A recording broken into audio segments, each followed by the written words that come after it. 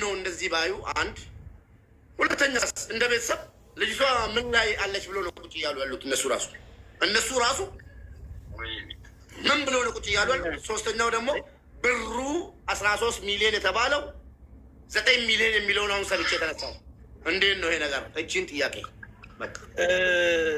እየሰማችሁ ነው ወንድምየው አቡም ይመልስላችኋል። በመጀመሪያ ደረጃ ኮሚቴ የሚባለው ሳውዲ ነው የሚገኘው። እሺ እኛ አስተባባሪ ነን፣ ኮሚቴ አይደለንም። ግልጽ እንዲሆንላችሁ ሙቤ፣ እኛ ሚዲያ ላይ የምናሰባስብ እንጂ ኮሚቴ 21 ሰው በእሷ ጉዳይ ተሰብስበው ከተለያዩ ብሔር ብሔረሰቦች ሙሉ ኮሚቴ እዛ ነው ያለው። ተግባባን አይደል? ብሩ የገባው ለኤምባሲው ነው፣ እዛ ነው ያለው። ኮሚቴ የሚባለው ምናልባት ቲም ሌላ እንዳይመስላችሁ፣ እኛ አስተባብረን መላክ ብቻ ስለሆነ ኮሚቴ እያለ የሚያወራው ወንድምየው የሚያወራው እዛ ያሉትን ነው ጉዳዩን ተወክለው የያዙት። እሱን ግልጽ ላደርግላችሁ ብዬ ነው። ከዛ ውጭ የገባውን ብር አካውንት ላይ በገባው ነው እንግዲህ የምታዩት አይደል? ያንን ሪሲፕት ቤተሰቡ ነው የሚያውቀው። ምን ያህል ከህዝቡ ተሰበሰበ ምንም ይሁን ምን በማስረጃ ያለውን ነገር ግልጽ ያለውን ነገር ከወንድምየው ነው መስማት የምትችሉት። የአካውንቱ ባለቤቶች እነሱ ስለሆኑ ማለት ነው። ሶ አሁን ለጠየቀው ጥያቄ ሙቤ ይህንን ጉዳይ ስላመጣው ከማንም በላይ ደስተኛ መሆነው እኔ ነኝ። ለምንድን ነው መሰለ ደስተኛ መሆነው? ይህንን ነገር ቀን ከሌሊት ምን ያህል እየለፋውና እያንዳንዱን እየጠየቁና ምን ያህል እንደደከምኩ ማውቀው እኔ ነኝ። እሱን ችግር የለውም። አሁንም ቢሆን ግን ከቅድምም ጀምሮ ኮሚቴውና ልጁም እዛ የተወከለውም እያንዳንዱ ነገር ይምጣ። አሁንም ከድር ኑር ሰቡ እንደዚህ ያለ ሰው ይባላል ተብሏል ሳይሆን ማን ነው ያለ ስሙን ቁልጭ አድርገህ ንገራቸው። ይሄ የሚባል ሰውዬ እዛ ካለው ኮሚቴ ውስጥ እንዲህ ከድር አሰላሙ አለይኩም። እስኪ ላናግረው። ይሰማል? ከድር አሰላሙ አለይኩም። ወአለይኩም ሰላም ወራህመቱላሂ ወበረካቱ። እንዴት ነህ ከድር? ሰላም ነው? ሰላም አልሐምዱሊላህ። አንድ ምስኪን ኢትዮጵያዊ አረብ ሀገር ቁጭ ብዬ ሁኜ እዛን ጊዜ እህትህን ከረዳዋት ሰው ውስጥ አንዱ ነኝ። ካወከኝ አቡ አሚራ ቤት 1 ሰዓት በላይ ቁጭ ብዬ ያስረዳው ነበር። እኔም ሙባረክ እባላለሁ። እንኳን ማስታወስከኝ። ብር የቀረው ብር 9 ሚሊዮን ብር ነው ወይስ 13 ሚሊዮን ብር ነው? 9 ሚሊዮን ብር ነው። አንድ ሁለተኛው ጥያቄ ደግሞ ማን ነው እንወያይበታለን ያለክ? ገና 4 ሚሊዮን እሱ 4 ሚሊዮን ሲደርስ አካባቢ ነው። ገና ጅምር ላይ እኮ ነው። ይህ ብር ይብዛም ይነስም መጨረሻ ላይ ይሄ የተባለው ብር ይብላም ይነስም እና መጨረሻ ላይ ውሳኔ የምንሰጥበት ያው እንደ እንትን የሚሉበት ማለት ነው። ይሄ ለዚህ ይሁን ይሄ ለዚህ ይግባ እንትን የምንለው መጨረሻ ላይ ተወያይተን ነው የምናደርገው ነው ያሉን ማለት ነው። በግሩፕ ነው። እነማን ናቸው? ኮሚቴዎች ናቸው። ኮሚቴዎች ለምሳሌ ይሄን ሀሳብ ያነሳው ሀቢባ ከሆነች ሀቢባ፣ ሙባረክ ከሆነ ሙባረክ ይባላል እኮ። እነዚህ እኮ አሁን ያውቁት እነ ተስፍሽ የሚያውቋቸዋል እኮ 21 ናቸው። እነ ተስፍሽ ያሉበት ግሩፕ ነው ማለት ነው። ኖ አይደለም በጭራሽ። አንድ ነገር ልንገርህ ሙቤ አፉ በለኝ። ኮሚቴ ማለት ውክልና የተሰጠው ሰው በሱ ዙሪያ ያሉ ኮሚቴዎች ሳውዲ አረቢያ ያሉ ናቸው። እኛ ቲም ሌላ ያስተባበርነው ሰዎች ነን። ይሄንን ክላሪፋይ አድርግልን በደንብ። ብሩ 4 ሚሊዮን ኢትዮጵያ ውስጥ 4 ሚሊዮን ገና ሲጀመር እኮ ነው። ወይ 2ኛው ቀን ወይ 3ኛው ቀን ብር እየተሰበሰበ ማለት ነው። እንደዚህ ያሉት ብሩ 2 ሚሊዮን ሪያሉ ከገባ ቀሪው የነሱ እንደሚሆን መጀመሪያ ቃል ተገብቶላቸዋል። አሁን ያ ብር እነሱ ጋራ ግልጽ እኮ ነው እየተናገርኩ ያለሁት። 2 ሚሊዮን ሪያሉ ገብቷል። ቀሪው ብር እነሱ ጋራ እንዲገባ ነው የሚፈልጉት። የማይጠይቋትም የሄዱ ነገሮቹን የማይከታተሉላትም ለዚህ ነው። ጭራሽ አሁን ሌላ ነገር ባታናግሩኝ ምን አለ?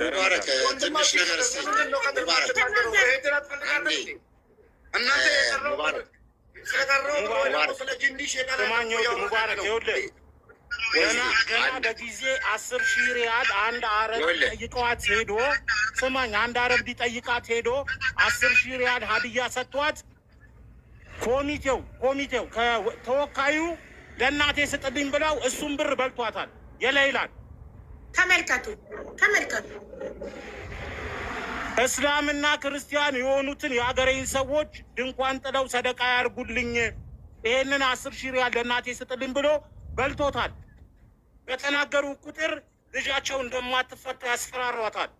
ቢባዬ እየመዘገብሽልን ይሄ ነገር መዘዝ አለው እኮ። እኔ እኮ እቺ ልጅ እስክትሞት ነው የሚፈለገው፣ እንድትሞት ነው የሚፈለገው። አቦ ይቅርታ፣ አንድ ሙባረክ በዚሁ ለምሳሌ ምንድን ነበር መሰለህ፣ ሳውዲ ሪያድ ለብቻ ጅዳ ለብቻ በየኮሚቴ የሰበሰቡት ገንዘብ ነበር እና በጣም ቻሌንጅ አድርገናቸው በአጋጣሚ ይሄ የሁሉም ሀገር ያሉ የኢትዮጵያ አምባሳደሮች ወደ ኢትዮጵያ ይመጡ ነበር።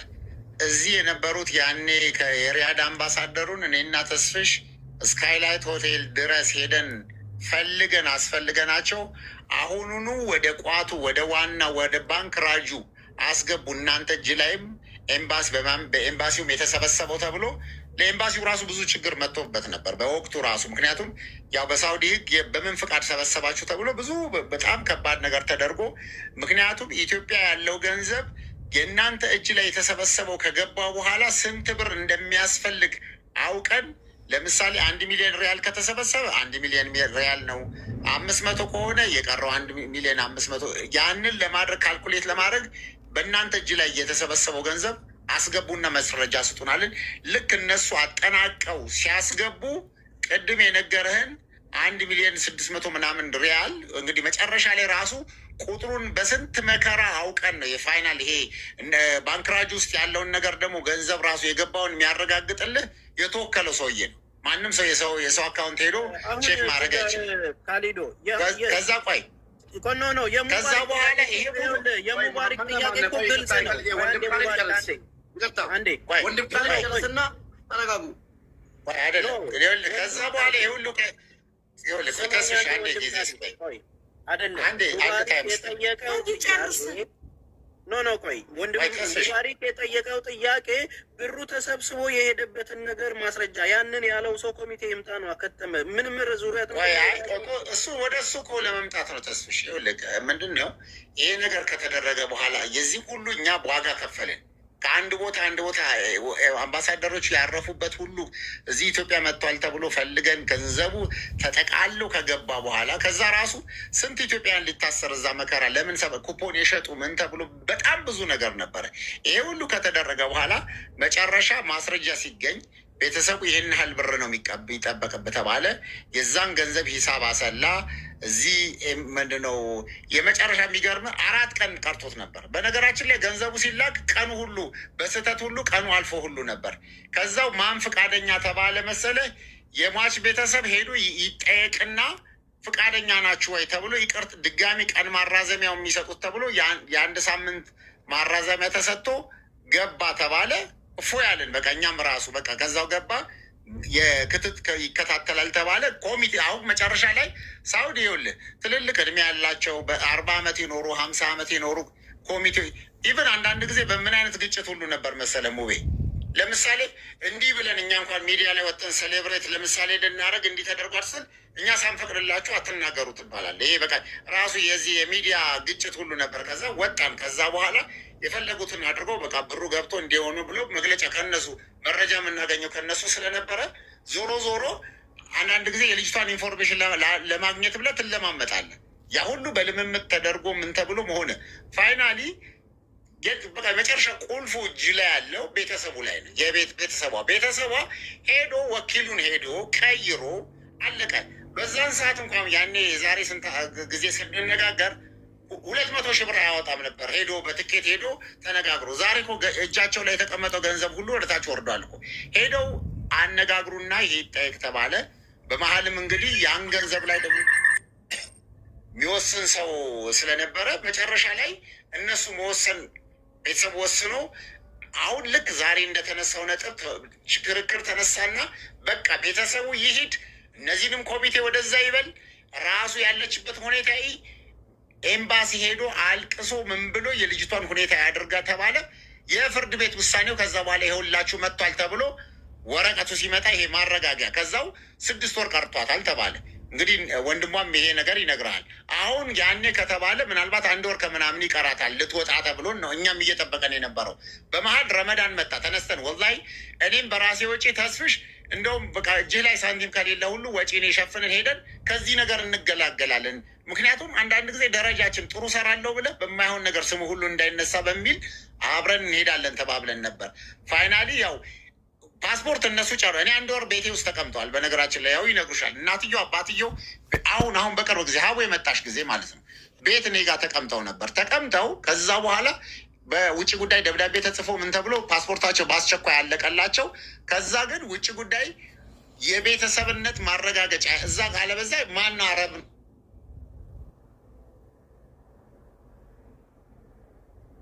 ቀጥታ ወረቀት እንግዲህ ከክልል ሄደው አጽፎ መጡ። በመሀል ረመዳን ገባ። ምናልባት ረመዳኑ ይለፍና እንሄዳለን ያው 2 ወር ይኖራል የሚል ነበር የተቀመጠው። እኔ አሁን ሙባረክ መፍትሄ ብዬ የምናስበው አሁን ዝም ብሎ ከማድረግ ረመዳን ኢንሻአላህ ከ1 3 ቀን ከ4 ቀን በኋላ ይመጣል። የሚቀጥለው ሳምንት ተያይዘን እዛ መሄድ ነው አለቀ። እኔ 3 ቀን 4 ቀን ራሴን ችዬ ለመሄድ ዝግጁ ነኝ። አብረን ሄደን ጉዳዩን ወኪሉንም አስቀይረው ልጅቷ ያለችበትም ሁኔታ አይቶ ከዛ በኋላ ራሳቸው በራሳቸው መንገድ ወስኑ መምጣት ይችላሉ። ገንዘቡ አሁን እነዚያም ወሰኑ የፈለጉትም ነገር አሉ። መረጃ አይሰጧቸውም እንጂ ምንም ያመጡትም ነገር የለም። ሊወስኑበትም አይችልም። እኛም የተፋለጥነው ልጅቷ አላህ ብሎ ስትወጣ ልጅቷ ናት የምትወስንበት። በቃ ህዝብ ያዋጣው ለልጅቷ ነው ተብሎ በዚህ ተደምድሞ አካውንታቸው ውስጥ እናትየው አባትየው ይዘው ተቀምጠዋል። በቃ አለቀ። ይሄ ነው እንግዲህ በኛ። እሺ እግረኛው ሚዲያ ላይ ቀርቦ አግኝቻታለሁ ሄጄ አይቻታለሁ ያለው ማን ነው? እየጻፉ ያሉት ኮመንታተሮች እግረኛው ሚዲያ ላይ ቀርቦ አግኝቻታለሁ ያለው ሄደው ጠይቀዋት አያውቁም ነው አሁን እየተባለ ያለው። እነሱ ግን ሄደን አይተናታል ነው የሚሉት። ወንድምየው ከድር ንገረን። ማንም ሰው እኮ ሄዶ መጠየቅ አይችልም። ይችል ልጅ ከወኪሉ በስተቀር ማንም ሰው መግባት ኤምባሲና ወኪሉ ብቻ ነው የሚያያት። ኢቨን ቤተሰቦቹ አሁን ቤተሰብ ነን ብለው ቢሄዱ መጠየቅ አይችሉም። ካሊዶ አንዴ እኔ ደግሞ ትንቅንቁ የተፈጠረው እኛ ቲም ሌይላና ኮሚቴው ጋር ነው።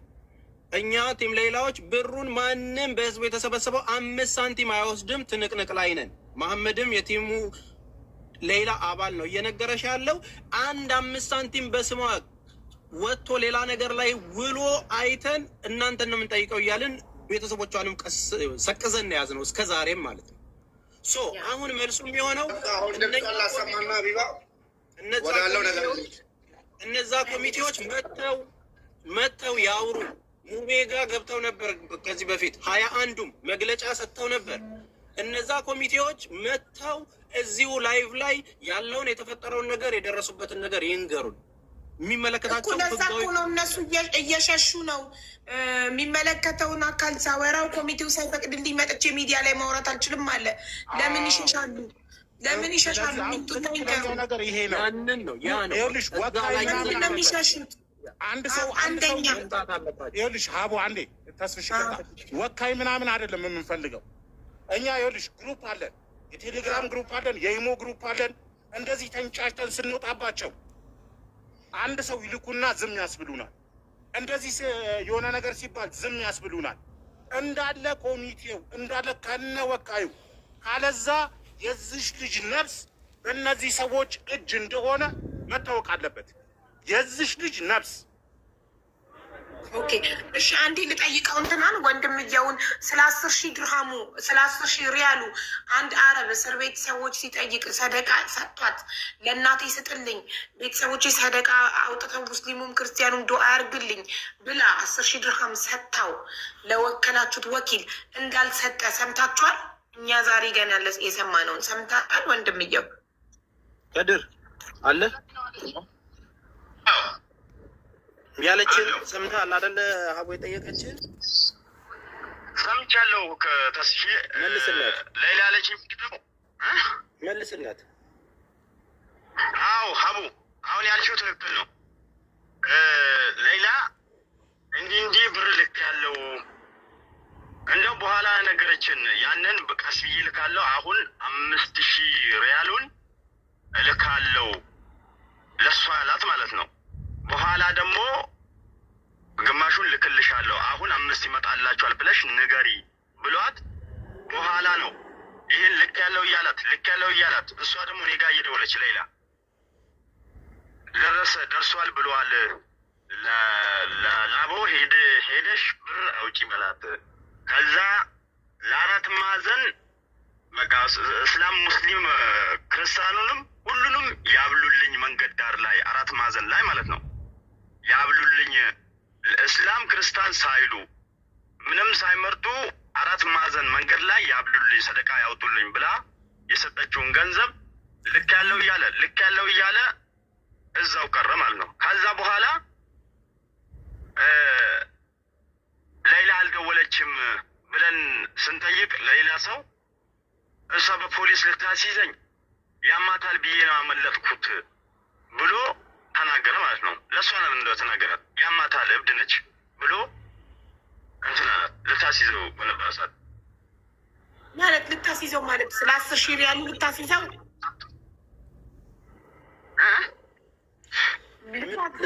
ሌላ እስር ቤት ውስጥ ሆና እሱ ልታስይዘው ሞክራ ነው። አዎ ሞክራ ከዛ እብድ ነች አለኝ ከድር። እኔ ነኝስ በቃ ካልሆነ ይሄ ሁሌ እንደዚህ እንትን የሚልሽ ነገር ከሆነ በቃ እሺ የሆነ ልብስ ላምጣልሽ ብሎኛል አለችኝ ማለት ነው። ልብስ ገዝቼልሻለሁ ብሎኛል የምትበለው ምናምን ስትለኝ በቃ እንደው አሪፍ ነው ይዘልኝና ይኸውና እንደው በፖሊስ አስይዥው ትደውላለች ሰጥቻለሁ ይላታል።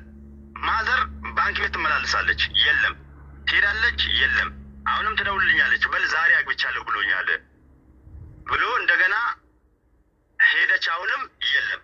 ከዛ በኋላ ይሄን ሴታፕ በእንዲህ ልብስ ገዝቼልሻለሁ ብሎኛል ምናምን ብሎኛል አለችኝ። በእንደው እና አምጣልኝ በይውና ለፖሊስ ንገሪ አልኳት። ከዛ እዛው ትቀበያለሽ ገንዘብሽን እያት እብድ ነች አለኝ። ለፖሊሱ እብድ ነች አለው ገባኝ። ስለዚህ እሷ ጋር ልብስ ገዝቼልሻለሁ ብሎ ይዞ ሲመጣ በመጣበት 10 ሺህ ሪያሏን ለቤተሰብ ላክ ብላ የሰጣችውን ረጅም ጊዜ ስላላከው ልታስይዘው ልትናገርበት ስትል እብድ ናት እሷ ያማታል ሲላቸው እሱን አምነው አልያዙትም። እሱን አምነው እሷ እብድ ናት ብለው አምነውት ያማታል አለኝ ለፖሊሱ አለው። ከዛ በኋላ ታዲያ ይሄንን እናንተ ለምን ሚዲያ ላይ ወጣችሁ ለህዝቡ አልተናገራችሁም?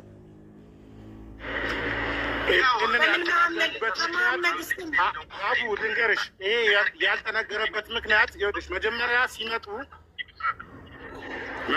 ሲመጡ ለልጃችንን አድኑልን የሚለውን ቪዲዮ ነው የተለቀቀው። ውስጡ ምን እንዳለ ምን እንዳደረገች ምን እንደሆነ ምንም ያወቅነው ነገር የለም። እንደ ሰው የእናትየው እንባ የዚች ልጅ እናት የኔ እናት ብትሆን በሚል ቀናነት ፈጣሪ አሰባሰበንኛል። ውስጥ ስገቢ ነገሮቹ ለካ እንደዚህ እየሆኑ እና ማስፈራራው ምንድን ነበረ? ኦኬ 10 ሺህ ሪያል እኮ ምንም ሳይሰበሰብ እኮ ነው። ምንም ገና አንድ ሳይባል እኮ ነው 10 ሺህ ሪያል። እሱ ምን ቦስ እንኳን እንደዚህ ያስፈራራል።